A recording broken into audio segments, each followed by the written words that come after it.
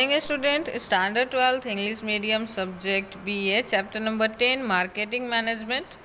पिछले लेक्चर में हमने देखा था डायरेक्ट सेलिंग यानी डायरेक्ट डिस्ट्रीब्यूशन सिस्टम, जिसमें एक ही पॉइंट आता था जीरो लेवल डिस्ट्रीब्यूशन सिस्टम का, जो मैंने आपको अच्छे से क्लियर कर दिया था। आज हम जिस टॉपिक की बात कर रहे हैं वो है इनडायरेक्ट सेल या सेल बाय मीडिएटर्स, जिसमें आप as a producer directly product को ना बेच के मिडल मैन की हेल्प से प्रोडक्ट को कंज्यूमर तक पहुंचाने का काम करते हो।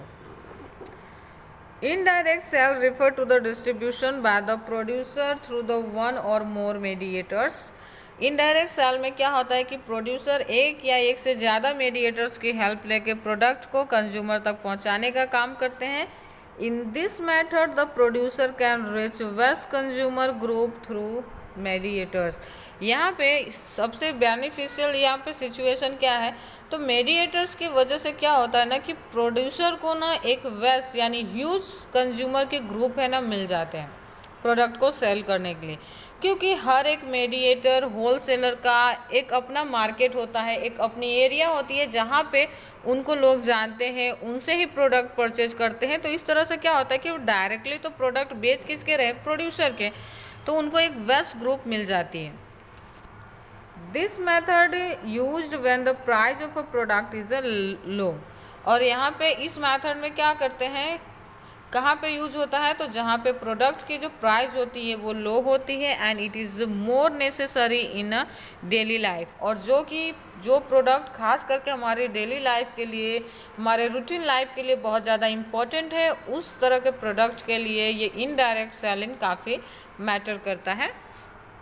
For example cooking gas cylinder distribution system, आपने देखा होगा कि डायरेक्टली एजेंसी आपको नहीं पहुंचाने आती, बल्कि एजेंसी के थ्रू बहुत सारे मीडिएटर्स कॉन्ट्रैक्ट लिए होते हैं और वो आप तक सिलेंडर पहुंचाने का काम करते हैं आपके घर पे।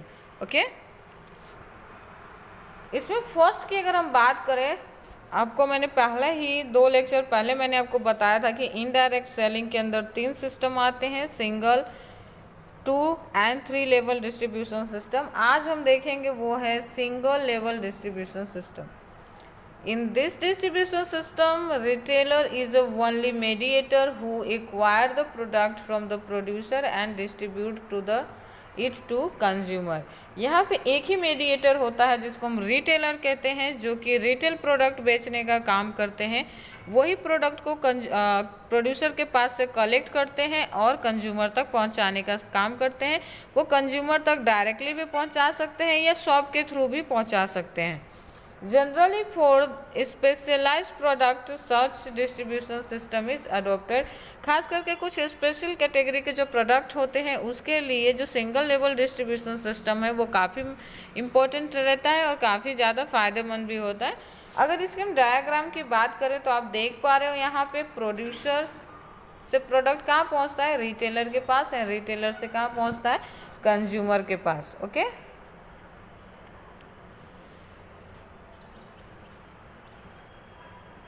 अब हम देख लेते हैं कि डबल लेवल डिस्ट्रीब्यूशन सिस्टम क्या है। In this distribution system wholesaler and retailer enable to product to reach to the consumer. यहाँ पे जो प्रोड्यूसर जो होते हैं वो ना डायरेक्टली प्रोडक्ट कंज्यूमर तक पहुँचाने में सक्षम नहीं होते, इसलिए वो क्या करते हैं कि होलसेलर एंड रिटेलर की हेल्प लेते हैं। प्रोड्यूसर से प्रोडक्ट कौन कलेक्ट करता है, होलसेलर, और होलसेलर छोटे छोटे बल्क में प्रोडक्ट किसे सप्लाई करता है, रिटेलर को, और रिटेलर बहुत ही जैसा जिनकी ज़रूरत है, जिनकी नीड्स है कंज्यूमर की, उस तरह से उन तक पहुंचाने का काम करते हैं।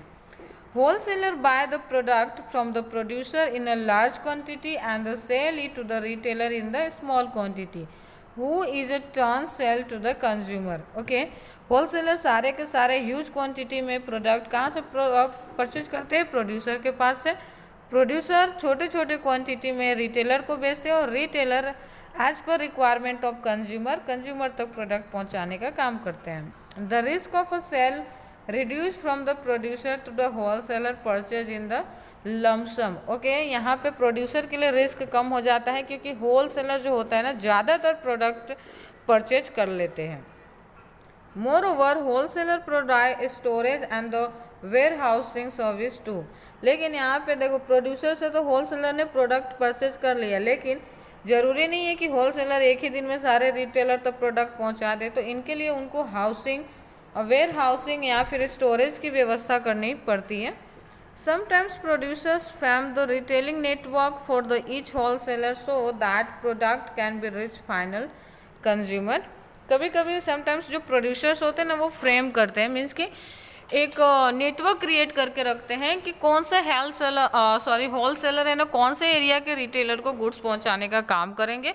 तो वो नेटवर्क के अकॉर्डिंग क्या होता है कि काम का जो बर्डन होता है होलसेलर का थोड़ा कम हो जाता है और फाइनली जो गुड्स होते हैं वो कंज्यूमर तक पहुंचा दिए जाते हैं। Daily use product like soap, toothpaste, battery and shaving creams etc. can be easily distributed under this distribution system.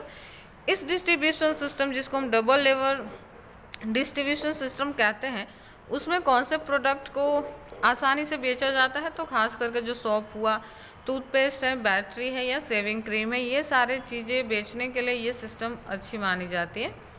अगर हम इसके